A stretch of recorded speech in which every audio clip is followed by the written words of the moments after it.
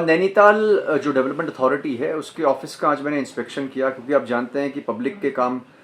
इस ऑफिस से पढ़ते रहते हैं और रेवेन्यू भी बहुत इन्वॉल्व होता है जिसको हम विकास कार्यों में खर्च करते हैं। तो उसको देखते हुए इसका इंस्पेक्शन आज मैंने किया था। तो एक तो अनियमितता पहली इसमें यही है कि कार्यालय में सूचीबद्ध तरीके से केसेस नहीं रखे हुए हैं। तो ये नहीं पता चल पा रहा है कि मान लीजिए कोई केस 2007 में हुआ तो उसका आज स्टेटस क्या है। सेकेंडली, इसका वर्गीकरण नहीं किया हुआ है कि कौन सा कमर्शियल है कौन सा डोमेस्टिक है। थर्डली, जो मामले शमन हुए हैं तो जहाँ तक ऑनलाइन की बात है उनका रिकॉर्ड तो है क्योंकि वो ऑनलाइन है, लेकिन जो पुराने मामले बहुत से हैं जो ऑफलाइन शमन हुए हैं उसके संबंध में कोई रिकॉर्ड यहाँ पे नहीं है। तो पता नहीं चल पा रहा है कि कितने मामले शमन हुए, कैसे शमन हुए, क्या शमन सही प्रकार से हुआ, कोई गलती तो उसमें नहीं हुई। लेकिन जो बहुत सीरियस मैटर यहाँ पे है, जो मुझे लगा जो यहाँ पे के ऑफिसर्स नहीं देख रहे हैं, वो ये है कि जो वाद अगर संस्थित हो गया, कोई चालान हो गया, तो उसके बाद जो डेट्स मिलनी चाहिए, तो कुछ एक मामले ऐसे भी मिले जहाँ पे 5-5 साल से डेट ही नहीं मिली। तो मैं समझता हूँ कि एक ये गंभीर मसला है जो उसमें मैंने वीसी को कहा है, जो डेवलपमेंट अथॉरिटी के वीसी हैं, कि ये संबंधित का स्पष्टीकरण प्राप्त कर लें और ऐसे मामले जिनमें डेट्स मिल ही नहीं रही है इनको सर्कुलेशन में लाया जाए, क्योंकि ऐसा ना करने से एक तो अवैध निर्माण को बढ़ावा मिल रहा है और ये भी मैसेज जा रहा है कि कोई इसमें प्रिवेंटिव वर्क नहीं हो रहा है। और थर्डली, जो कंपाउंडिंग कराना चाहते होंगे या कंपाउंडिंग जिनकी हो सकती है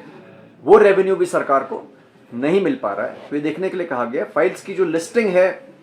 वो भी सही तरीके से नहीं हो रही है और कुछ फाइल्स जो मैंने ढूंढवाने के लिए बोली जिसमें 1-1, 1.5 घंटा विलम्ब हुआ ढूंढने में, तो मुझे लगता है पेपर्स का रख रखाव भी ठीक प्रकार से नहीं है। तो सभी निर्देश यहाँ पे दिए गए हैं और अभी जो एक इंस्पेक्शन में बाकी जो मैं भी देखने जा रहा हूँ वो मैं ये देख रहा हूँ कि पेंडेंसी जो नक्शों की है वो कितनी है। हमारा आप जानते हैं कि जो नक्शे हैं ये राइट टू सर्विस से भी कवर्ड है,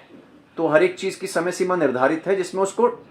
क्लियर हो जाना चाहिए। मैं ये नहीं कह रहा हूँ कि पास ही हो जाना चाहिए, उसमें गलती है तो रिजेक्ट भी हो जाएगा, लेकिन बेवजह उस सिस्टम में अटकावा नहीं रहना चाहिए। तो उसको अभी मैं चेक कर रहा हूँ। आप बिल्कुल सही कह रहे हैं, क्योंकि जो डीएम के अंडर जो दफ्तर हैं, कमिश्नर के अंडर जो दफ्तर हैं, ऑफिसेज हैं, विशेषकर जहाँ पे पब्लिक डीलिंग ज़्यादा होती है, इनका इंस्पेक्शन समय समय पे आवश्यक है और इसके लिए पहले से ही रोस्टर निर्धारित है, इसके लिए पहले से समय सारणी में निर्धारित है। तो आज मैंने सभी डीएम से ये आख्या ली है कि पिछले 1 वर्ष में उनके द्वारा कितने एसडीएम के ऑफिसेज देखे गए,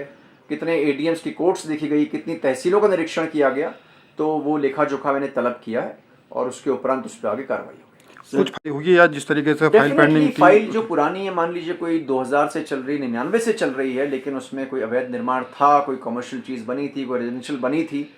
तो उसको अपने लॉजिकल कंक्लूजन तक तो पहुंचना ही है। वो या तो वो निरस्त हो जाएगा, सपोज ये होता है कि नहीं ठीक हो गया, या वो कंपाउंड हो जाएगा और या फिर वो ध्वस्त होगा। इन तीनों में से कोई ना कोई एक चीज़ तो होनी चाहिए। अगर वो लंबित है किसी प्रकार से तो आई थिंक ये ठीक व्यवस्था नहीं है और इसको ठीक करने के निर्देश दिए गए।